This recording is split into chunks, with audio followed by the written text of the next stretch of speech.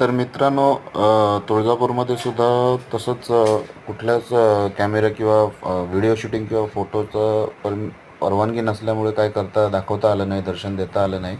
म्हणून व्हिडिओमध्येच स्टॉप झालं. होईल.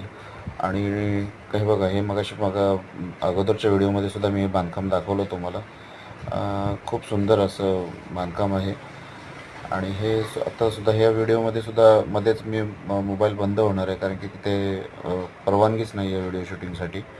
आणि हे बघा, ते मी कॉईन दाखवले नवसाचे. त्याच्यानंतर मग मित्रांनो, आम्ही आलो दर्शन घेऊन गाभाऱ्याच्या पाठच्या साईडला. तिथे हे असं दगड आहे फिरवायचं, म्हणजे आपली इच्छा व्यक्त करायची. कॉईन ठेवायचं तिथे, ₹1 जडपा शिक्का ठेवायचा आणि आपले अंगठे ठेवून, हात ठेवून ते दगड आपोआप फिरलं जातं. उजवीकडे फिरले तर तुमचं जे नवस तुम्ही बोलताय ते पूर्ण होणार. डावीकडे फिरलं तर नाही होणार, किंवा विचार म्हणजे स्थिर राहील असं.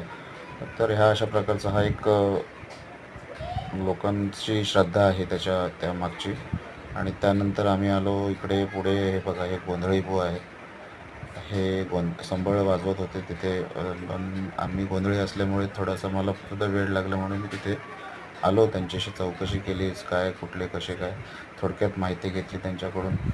आणि संबळाबद्दल विचारलं कुठे मिळतील, तर त्याने सांगितलं पंढरपूरमध्ये मिळेल. आणि बघा, हे अशा प्रकारचं गोंधळाचं आहे. मांड असतो आणि इथे नवरा नवरी बसून आपल्या कुलस्वामीचं लग्नाचं गोंधळ घातलं जातं. आणि त्यानंतर मित्रांनो, आम्ही आलो पुढे. इथे बसण्यासाठी छान अशी बसण्याची व्यवस्था केलेली आहे भाविकांसाठी.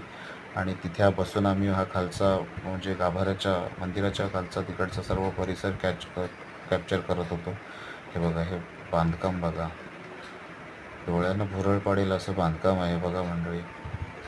तुळजापूरचं दर्शन अशा प्रकारचं हे तुळजापूरचं दर्शन थोडक्यात घाईघाईमध्ये झालं, कारण की परत आम्हाला निघायचं होतं. सोलापूरला येऊन ट्रेन होती आमची 10:30ची.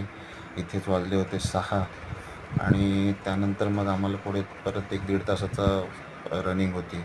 मग आम्ही रिक्षात बसलो. ₹100 प्रत्येकी असे रिक्षामध्ये बसलो आणि परतीचा प्रवास आमचा सुरू झाला.